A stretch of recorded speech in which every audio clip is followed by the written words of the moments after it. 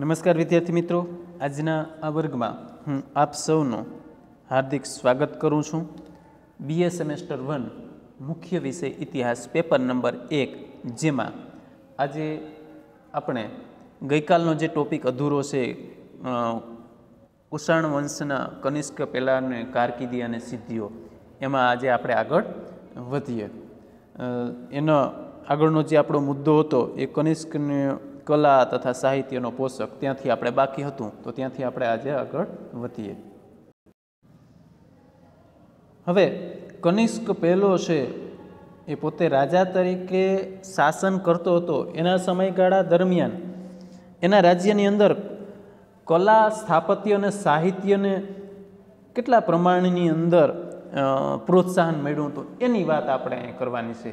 એના સમયગાળા દરમિયાન કલાનો કેવો વિકાસ થયો હતો, સાહિત્યનો કેવો વિકાસ થયો હતો, અને કલા અને સાહિત્ય માટે રાજા પોતે કેવા પ્રયત્નો કરતો હતો એની વાત છે એ આપણે આ મુદ્દાની અંદર જોવાનું છે. તો એવું કહેવામાં આવે છે કે કનિષ્ક પહેલો પોતે વિદ્યા અને કલાનો પણ પોષક હતો, એટલે કે એને પોતાને પણ એમાં રસ હતો. અને બૌદ્ધ વિદ્વાનો જે હતા, પાર્શ્વ, વસુમિત્ર, અશ્વઘોષ વગેરે તેની રાજ્યસભાને શોભાવતા હતા. એટલે કે એના રાજ દરબારની અંદર આ વિદ્વાનો જે હતા બૌદ્ધ ધર્મના, પાર્શ્વ અને વસુમિત્ર અને અશ્વઘોષ, એના રાજ દરબારની અંદર બેસતા અને ચર્ચા વિચારણા છે એ કરતા.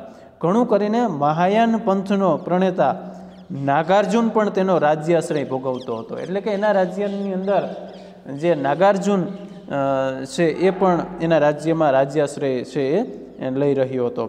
વિદ્વાન સંઘરક્ષક એ તેનો ખાનગી મંત્રી તથા બુદ્ધિશાળી માઠર એ તેનો રાજ્ય મંત્રી હતો. ગ્રીક એન્જિનિયર એજિલિસે તેના રાજ્યની સાંસ્કૃતિક પ્રવૃત્તિઓના ઘડતરમાં ખૂબ જ મહત્ત્વનો ફાળો છે એ આપ્યો હતો. આમ પોતે એકલો કંઈ વિજેતા જ કે વહીવટ કરવામાં કુશળ નહીં, પરંતુ કલા અને સાહિત્યમાં પણ ખૂબ જ તજજ્ઞ હતો એવું આપણે કહી શકીએ.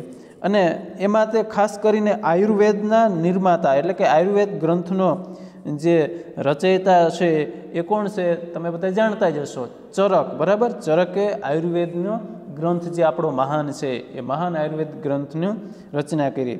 તો એ મહાન આયુર્વેદ ગ્રંથના રચયિતા ચરક પણ તેની રાજ્યસભામાં હતા એવું માનવામાં આવે છે.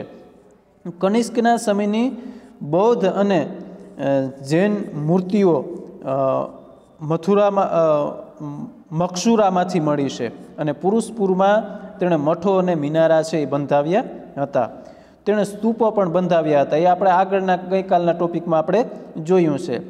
તો આ સ્તૂપો અને મઠોની અંદર ગાંધાર કલાને સારો એવો વેગ આપ્યો હોવાનું માનવામાં આવે છે. કારણ કે કલા અને સ્થાપત્યની અંદર છે ને અલગ અલગ શૈલી જોવા મળે છે. ગાંધાર શૈલી ને પછી એવી અલગ અલગ એ સમયની પ્રાંતને આધારે શૈલીઓના નામ છે એ આપવામાં આવ્યા છે. મથુરા શૈલી ને એના શિલ્પો અને એની ડિઝાઇન ને કોતરણી છે ને એના ઉપરથી નામ છે એ આપવામાં આવતા હોય છે. જે તે પ્રદેશના નામ જ્યાં જે વિકસ્યું હોય ને એનું નામ આપવામાં આવતું હોય છે. મથુરામાંથી મસ્તક વગરનું એક બાવલું મળ્યું છે, અને તેના પોશાક તથા લક્ષણ ઉપરથી આ બાવલું કનિષ્ક રાજાનું હોય એવું માનવામાં આવે છે. કારણ કે એનું માથું છે એ નષ્ટ થઈ ગયેલું, એટલે જોઈ શકાતું નથી. તો આ રીતે કનિષ્કના સમયમાં શિલ્પકલાનો પણ ખૂબ જ વિકાસ થયો હતો. બૌદ્ધ મૂર્તિઓની પરિપાટી પર હિન્દુ તથા જૈન દેવોની મૂર્તિઓ પણ બનવા લાગી હતી.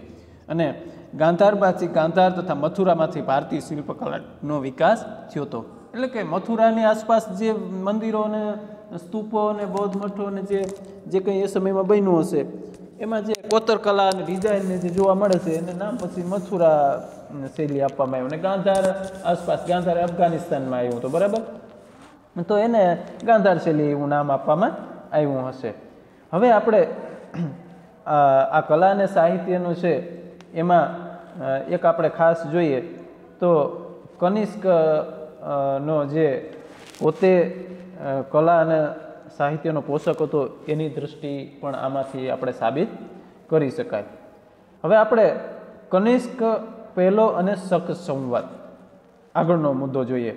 હવે એ મુદ્દો જોઈએ પહેલાં આપણે કનિષ્ક પહેલાંનો સમયગાળો પણ જાણી લેવો જોઈએ.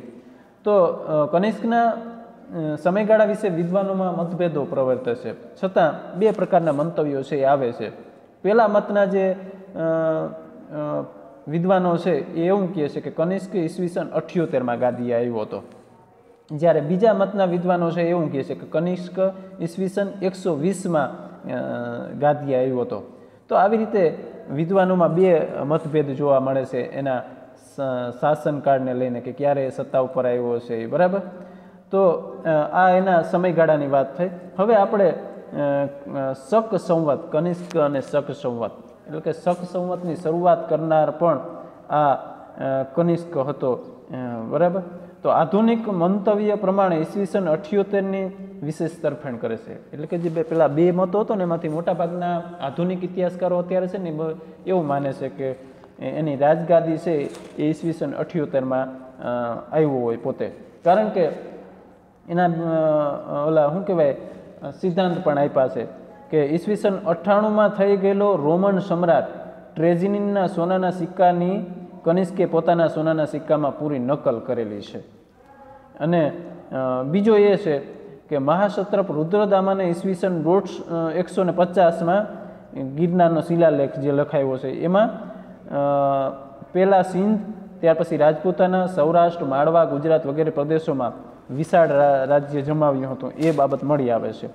તો એ પ્રદેશો તેણે કનિષ્કના નિર્બળ વારસદારો પાસેથી મેળવ્યા હશે. અને કનિષ્કે ઈસવીસન 78થી ઈસવીસન 102 એટલે કે આશરે 24 વર્ષ સુધી શાસન કર્યાનું માનવામાં આવે છે. અને એ મંતવ્યને આધારે આપણે એવું કહી શકાય કે શક સંવતને નામે પ્રખ્યાત થયેલ જે સંવત છે એ સંવતનો પ્રારંભ પણ કનિષ્કના શાસનની શરૂઆતથી જ થયેલો ગણાય. એ જાણીતી હકીકત છે કે ભારતમાં પરદેશી શાસકોના રાજ્યના પ્રારંભ પહેલાં નિશ્ચિંત સંવત હતો નહીં. એટલે કે એવું માને છે કે વિદેશી શાસકો ભારતમાં આવ્યા એ પહેલાં ભારતની અંદર કોઈ સંવત નહોતી એવું કહેવામાં આવે છે. પ્રત્યેક રાજ્યના રાજ્યારોહણના વર્ષથી સમયની ગણતરી થતી હતી. એટલે કે એ સમયગાળાની અંદર દરેક રાજા રાજગાદી આવે ને ત્યારથી એનો સમયગાળો છે એ નવેસરથી નક્કી કરવામાં આવતો હતો. તો કનિષ્ક ઈસવીસન 78માં ગાદી આવતા તેણે પોતાના રાજ્યારોહણના વર્ષથી આ સંવતની શરૂઆત કરી હોય એવું સંભવિત છે. એટલે કે પોતે રાજગાદી આવ્યો ત્યારથી એણે આ શક સંવત શરૂ કરાવ્યું હોય એવું શક્ય છે. શરૂઆતના કેટલાક શક ક્ષત્રપો કુષાણ રાજાઓના સુબાઓ હતા. તેઓ સ્વતંત્ર બનતા તેઓએ કુષાણના આ સંવતને અપનાવ્યો હોય અને પ્રચલિત પણ કર્યો હોય તે શક્ય છે. પરિણામે તે શક સંવતને નામે પ્રખ્યાત થયો. આમ માળવાના પ્રદેશોમાંથી જૈનો આ સંવતને દક્ષિણ પ્રદેશમાં લઈ ગયા હોવાનો પણ સંભવ જોવા મળે છે. આ રીતે શક સંવત એ દક્ષિણના ભાગમાં પણ વપરાવા લાગ્યો. તો શક સંવતની શરૂઆત છે એવું માનવામાં આવે છે કે કનિષ્ક પહેલાં એ કરી હતી. અને શરૂઆત ક્યારથી થઈ તો કે ઈસવીસન 78થી થઈ એવું માનવામાં આવે. ત્યાર પછીનો હવે છેલ્લો મુદ્દો જે છે કે કનિષ્ક પછીના રાજાઓ, કનિષ્ક પહેલાં પછીના જે કયા કયા રાજાઓ થઈ ગયા એના વિશે આપણે થોડી માહિતી મેળવીએ. તો કનિષ્ક પછી કુષાણ વંશની અંદર કોઈ પ્રતાપી શાસક થયો નથી. પરિણામે ધીરે ધીરે તેની સત્તા છે એ પડી ભાંગી. કનિષ્ક પછી તેનો પુત્ર વસિષ્ક અને ત્યારબાદ તેનો ભાઈ હવિષ્ક એ રાજા બન્યા હોય એવું સંભવ છે. કારણ કે હવિષ્કના સિક્કાઓ છે એ ખાસ નોંધપાત્ર છે અને તેમની બાજુ પર રોમ, ગ્રીક, ઈરાની, બૌદ્ધ, હિન્દુ વગેરે દેવતાઓની મૂર્તિઓ પણ જોવા મળે છે સિક્કાઓમાં. સૂર્ય, ચંદ્ર, બુધ, શિવ, સ્કંદ વગેરેની દેવોની પ્રતિકૃતિઓ પણ હવિષ્કના સિક્કાઓ પરથી મળે છે.